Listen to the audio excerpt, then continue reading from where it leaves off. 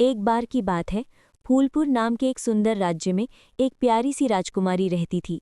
नाम था अनाया। वो सुबह से शाम तक बगीचे में फूलों और तितलियों के साथ खेलती रहती थी।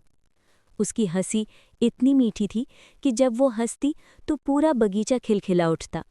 फूल झूम उठते, तितलियां नाचने लगतीं और भंवरे गुनगुनाने लगते। पूरा राज्य उसकी हंसी से जिंदा लगता था। लेकिन एक दिन राजा बगीचे में आए।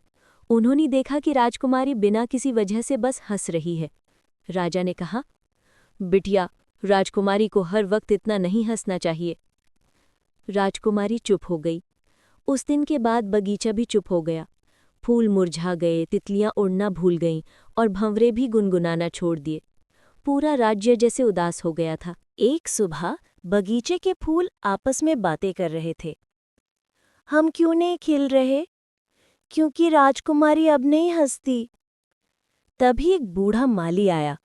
उसने कहा, जब तक राजकुमारी फिर से नहीं हंसेगी, ये बगीचा फिर से नहीं खिलेगा।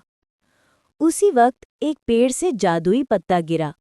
वो चमकने लगा जैसे कोई राज बताना चाहता हो। अगली सुबह बगीचे में एक सफेद छोटी सी बकरी आई।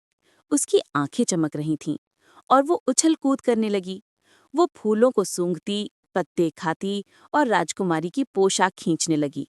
राजकुमारी पहले तो नाराज हुई, फिर बकरी ने एक अजीब हरकत की। वो गोल गोल घूमकर गिर गई। राजकुमारी अपनी हंसी रोक नहीं पाई। जैसे ही वो हंसी, फूल खिल गए, तितलियां उड़ने लगीं, भंवरे फिर से गुनगुनाने लगे।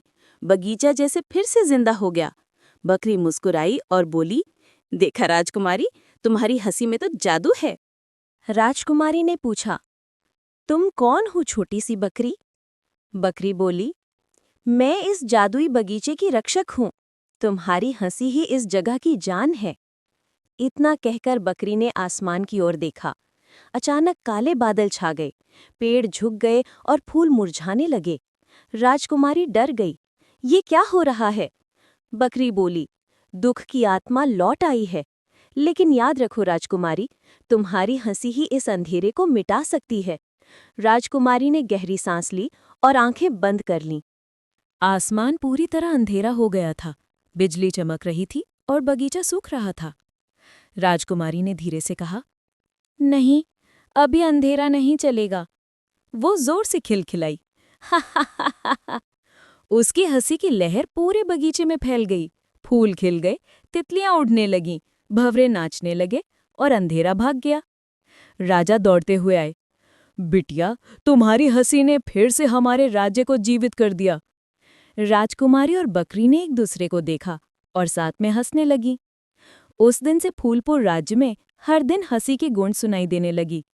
बच्चों, याद रखो, सच्ची हंसी में सबसे बड़ा जादू छिपा होता है।